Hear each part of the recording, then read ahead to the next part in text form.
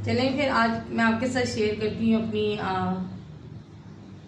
Routine जो मेरी छोटी मोटी होती है, क्योंकि बच्चे जब बड़े होते हैं ना तो सारे एक साथ तो उठते नहीं हैं, बारी बारी सबने उठना होता है, तो मेरी रूटीन भी डिफरेंट होती है। और माँ की ड्यूटी जो होती है वो भी हर 10 मिनट के बाद चेंज होती है। किसी ने पराठा खाना है तो किसी ने ब्रेड खानी है तो किसी ने क्या खाना है। सबके मूड अलग अलग होते हैं, सबके टाइम अलग अलग हैं, तो इसलिए माँ की ड्यूटी जो है वो बहुत डिफरेंट है और माँ ने ये ड्यूटी देनी होती है। तो माँ से बढ़कर कोई अच्छी ड्यूटी अपने बच्चों की नहीं दे सकता।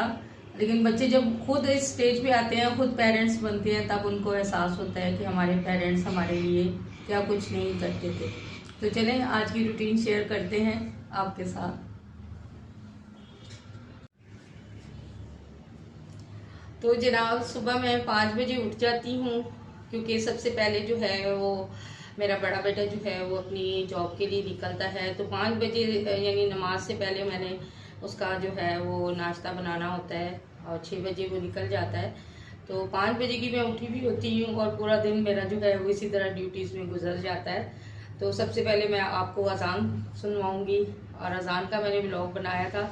और अजान जो है वो तकरीबन 6 बजे के करीब होती है, और 6 बजे से पहले पहले मैंने सारे काम जो होते हैं मोहम्मद अली के अपने बेटे के वो मैंने कर लेने होते हैं। वो जब 6 बजे चला जाता है तो उसके बाद फिर मैं खुद नाश्ता करती हूँ। और मेरा तो नाश्ता वो इतना ख़ास नहीं होता, क्योंकि मैं जो है वो डाइट कर रही हूँ, तो इसलिए मैं नाश्ते में पराठा वराठा जो है वो कम ही खाती हूँ। सिर्फ संडे को कभी मुझे क्रेविंग हो तो मैं खा लेती हूँ, वरना नहीं खाती। तो चलें फिर देखते हैं कि मैंने आज नाश्ते में मोहम्मद अली के लिए क्या बनाया है। वो ज़्यादातर जो है वो पराठा और चाय बहुत लाइक करता है, कुछ भी दे लें उसको वो कहता है नहीं मुझे पराठा और चाय ही खाना है नाश्ते में।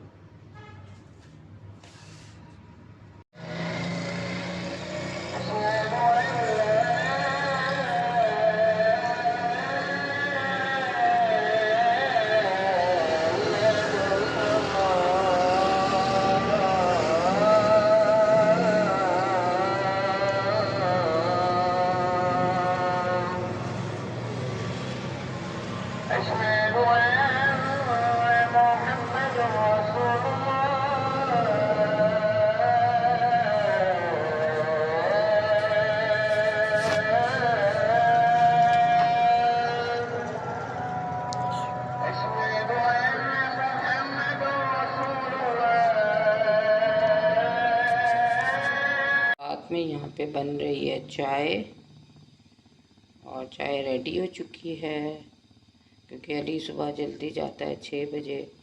तो ये मैं उसके लिए नाश्ता बना रही हूँ। अभी सब घर वाले सो रहे हैं, मैं उठी हूँ और मैंने नमाज़ पढ़ के अभी मैंने नमाज़ पढ़नी है, क्योंकि नमाज काफ़ी लेट होती है। तो अली ने 6:15 6:30 बजे तक जाना होता है।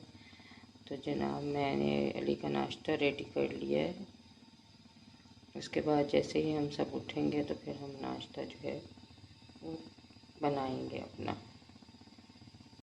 यहाँ पे जनाब पराठा बन चुका है अली के लिए, और अभी मैं उसको जगाऊंगी, क्योंकि अज़ान जो है वो पूरे 6 बजे होती है। तो अज़ान से पहले ही मैं नाश्ता बना लेती हूँ, फिर मैं आराम से फजर की नमाज़ पढ़ती हूँ।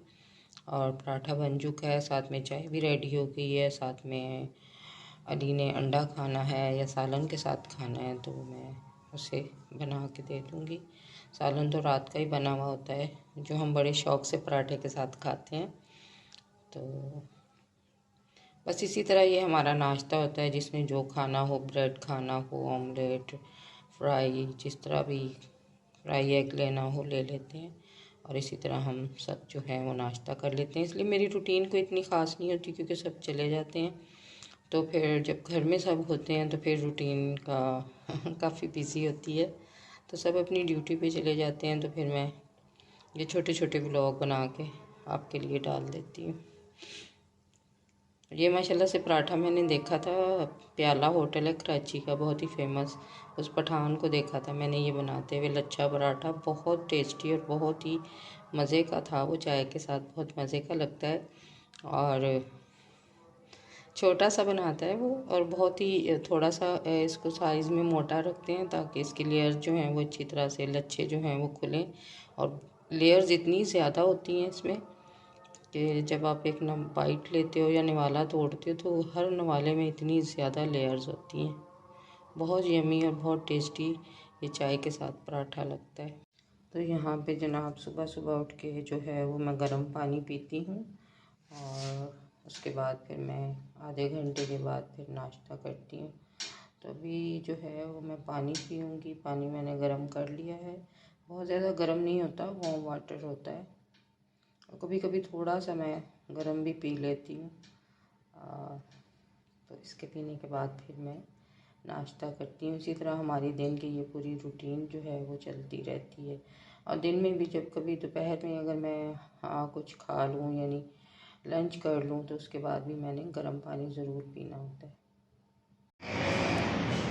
यहाँ से रूम में विंडो से धूप आती है तो मैं यहाँ पे सुबह सुबह जो है वो लेटी हुई थी, क्योंकि रात से मेरे सर में बहुत ज़्यादा दर्द हो रहा था। तो मैं धूप में लेट के थोड़ी सी सिकाई कर रही थी और धूप इंजॉय कर रही थी और इतनी अच्छी धूप लग रही थी।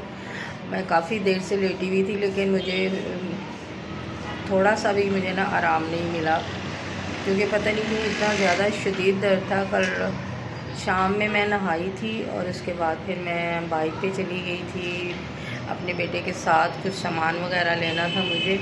और शायद वो ठंडी हवा लगी, क्योंकि जब आपके बाल गीले होते हैं तो फिर उसकी वजह से फिर मुझे शायद हवा की वजह से सर में बहुत ज़्यादा दर्द हो रहा है। मैंने मेडिसिन ली है लेकिन अभी तक भी मेरे सर में बहुत ज़्यादा दर्द हो रहा है, इसलिए मैं जो है वो सामने नहीं आ रही, क्योंकि मेरी आँखें बहुत ज़्यादा ना सूजी हुई हैं सर दर्द की वजह से। तो आप भी अपना ख्याल रखा करें। बस मैं जल्दी में निकल गई थी और हालांकि मैंने हल्का सा स्वेटर पहन लिया था, लेकिन फिर भी मुझे जो है वो ठंडी हवा की वजह से सर में बहुत ज़्यादा जो है वो मुझे पेन हो रहा है। और विंडो से ये देखें माशाल्लाह से जितनी भी धूप मेरे बिस्तर पे आ रही है, मैं उस जगह पे बस इस साइड पे होके लेट ही रही थी कि मुझे धूप से काफ़ी सुकून मिल रहा था। और फिर मैं काफ़ी देर तक धूप में लेटी रही। अभी अज़ान हो गई है और मैं उठूँगी, नमाज़ पढ़ूँगी, फिर दोबारा से कोई मेडिसिन लेती हूँ और उसके बाद फिर जो है वो मैं साथ साथ व्लॉग भी बना रही हूँ, क्योंकि काफ़ी दिन हो गया मेरा व्लॉग नहीं आया। तो मैंने कहा चलें इस तरह छोटा सा व्लॉग बना के डाल देती हूँ। सुबह से मैं सोने की कोशिश कर रही हूँ लेकिन नींद नहीं मुझे आ रही। सर में इतना शदीद दर्द है, समझ नहीं आ रहा ये कैसे होगा। लेकिन मुझे लग रहा है कि ठंड की वजह से जैसे हवा लगती है तो सर को ठंडी हवा लगी थी और इसकी वजह से मेरे सर में बहुत शदीद दर्द हो रहा है। तो साथ में आपके ब्लॉग बनाना भी हमारी ज़रूरी होता है, क्योंकि ये भी हमारी जॉब है, इसको हम छोड़ नहीं सकते। क्योंकि हम ये नहीं कि जब दिल चाहा ब्लॉग डाल दिया, तो ये हमें रेगुलरली काम करना पड़ता है और इसके लिए हमें हर हाल में काम करना ज़रूरी होता है। तो इसलिए अल्लाह ताला जो है वो हमें हिम्मत दे, ताकत दे और हमें सेहत तंदुरुस्ती वाली ज़िंदगी दे, ताकि हम अपना काम जो है वो कंटिन्यू कर सकें। तो ये देखिए माशाल्लाह से बहुत अच्छी धूप आती है और बहुत सुकून मिलता है धूप में। यहाँ पे जी हो गया टाइम नमाज का, अब मैं पढ़ूँगी नमाज और उसके बाद फिर जो है वो छोटे मोटे जो घर के काम है वो करूँगी। साथ में बनाऊँगी चाय अपने लिए और दोबारा से जो है वो कुछ मेडिसिन लूँगी और साथ में घर के काम जो छोटे मोटे हैं, शाम का खाना वगैरह उसकी तैयारी करूँगी।